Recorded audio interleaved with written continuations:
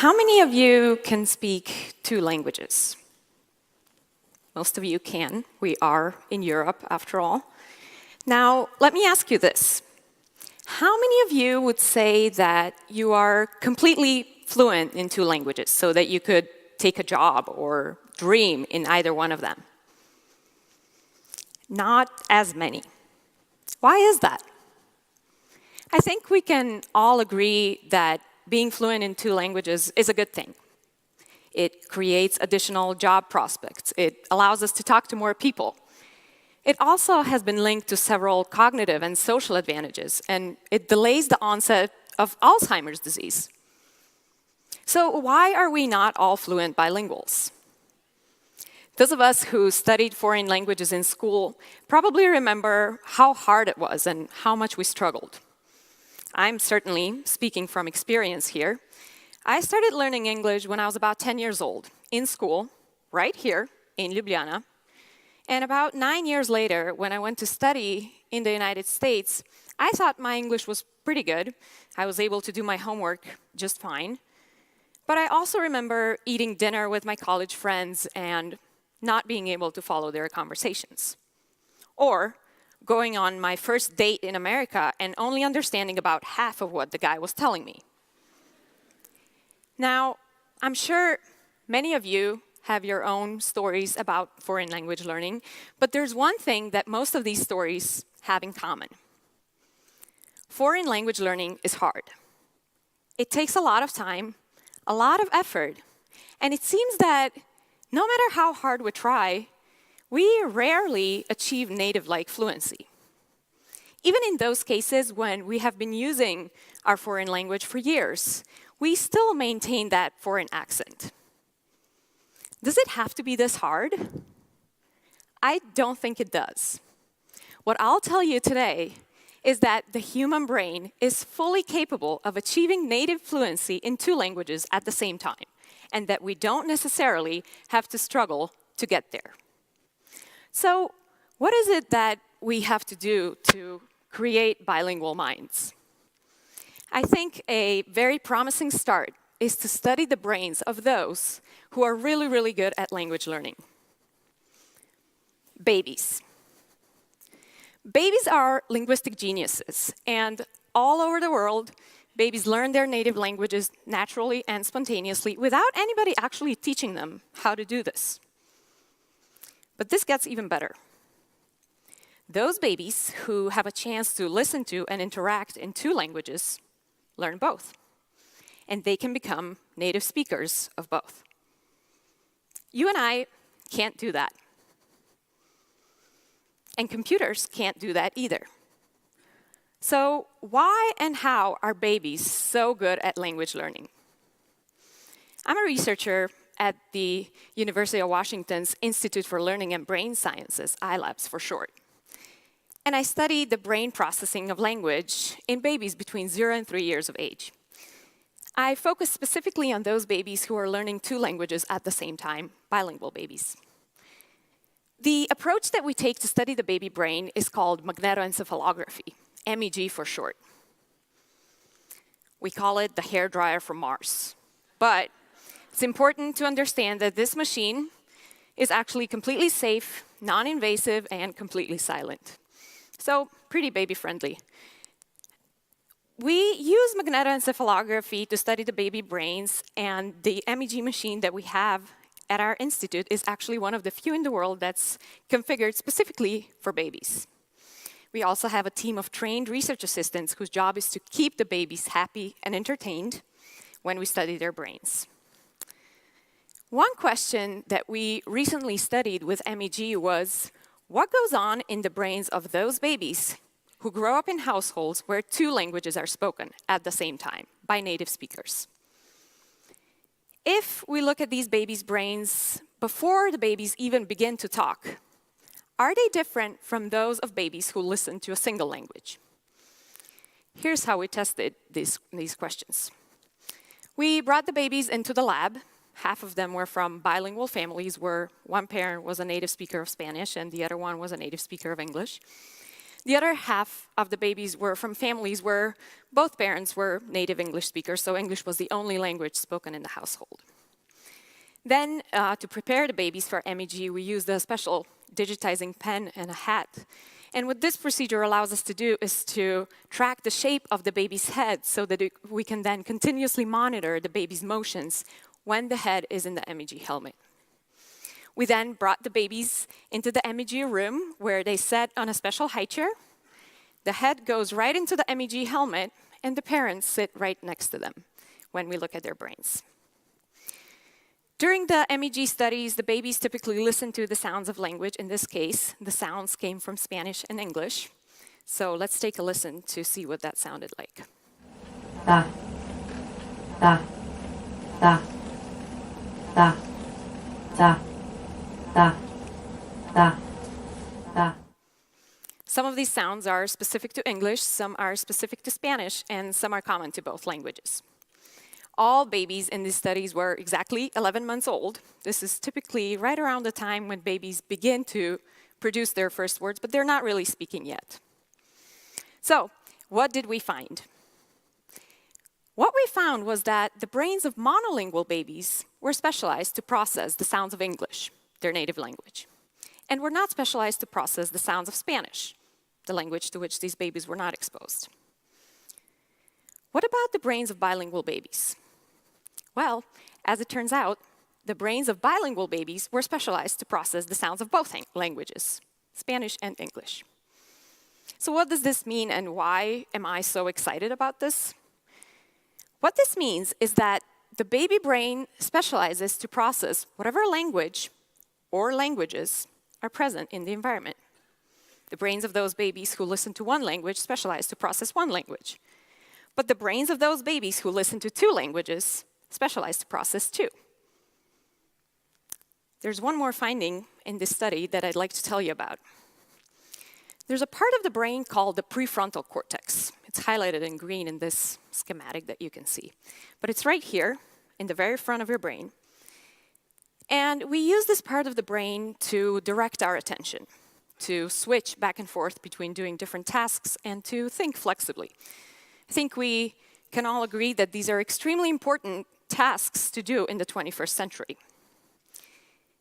We were curious to see how the two groups of babies compared in terms of their brain activity in these prefrontal areas. Interestingly, what we found was that the bilingual babies had stronger brain activity, stronger brain responses to language sounds, specifically in these prefrontal regions. Now, why would that be? One explanation is that the constant switching back and forth between two different languages provides exercise for the brain. That it strengthens these brain networks that participate in attention switching, and that this provides a cognitive boost to the bilinguals. Many other studies have actually shown that bilingual children, but also bilingual adults, have advantages when it comes to tasks that require cognitive flexibility. But what's particularly intriguing here is that we see brain differences, specifically in these areas that are related to flexible thinking at 11 months of age, before these babies are even speaking.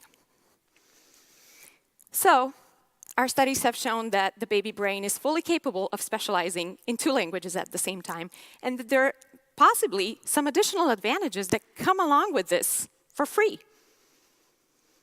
So, given these findings, you may be wondering, why are we not raising all babies to be bilingual? There has to be a disadvantage here that I'm not telling you about. Some people think so. One common concern is that bilingualism slows language learning down, that it makes it slower. Research doesn't actually support this. Instead, what studies have shown is that if we consider the patterns in bilingual learning, they're actually very, very similar to what we see in monolingual learning. For example, bilingual babies start producing their first sounds as well as their first words at the same age as monolingual babies. We also know that if we give bilingual children credit for each word that they know across their two languages, their vocabularies are of the same size, if not bigger, than those of monolingual babies.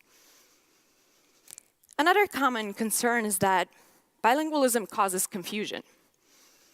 This concern arises from the fact that bilinguals sometimes combine their two languages in the same sentence or in the same situation.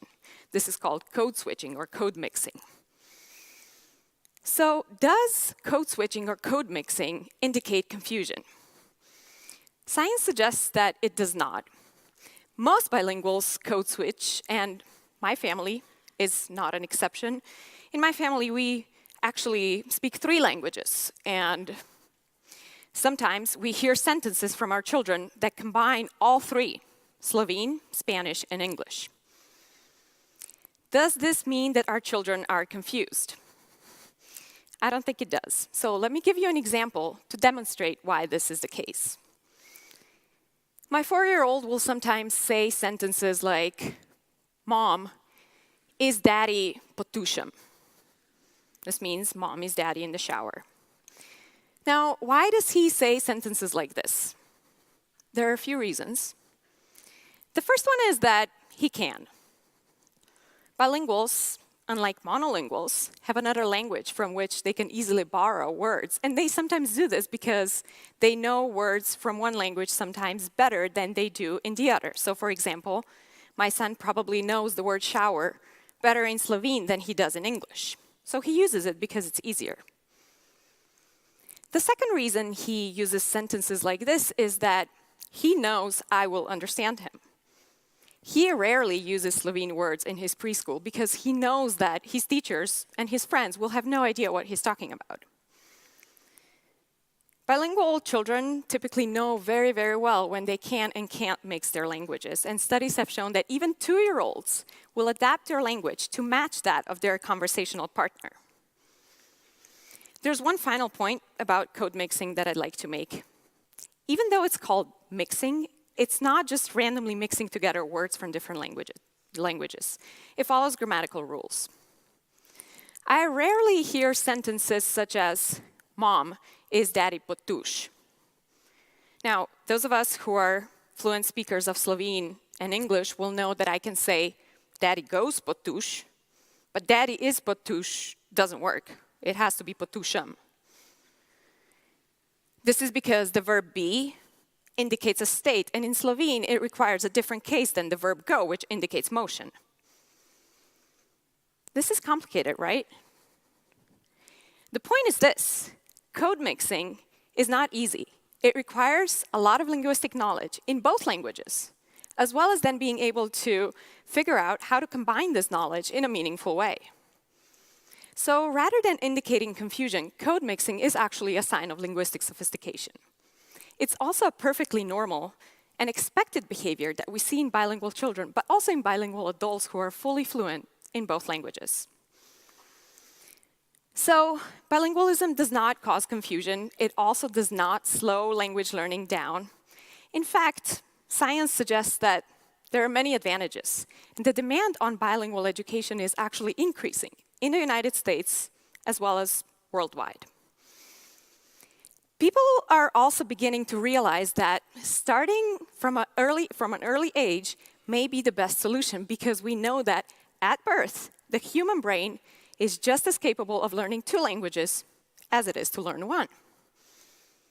So, what should we do? How can we provide all babies with an opportunity to learn 2 languages from a very young age? In families like mine, the answer is straightforward, because parents are native speakers of languages that are different from what the child hears outside of the home. But what about everybody else? As a child language development specialist, I often hear from parents who are eager to provide their baby with an opportunity to learn another language, but they're not native speakers of that language, and they can't afford to hire a nanny who's a native speaker of that language.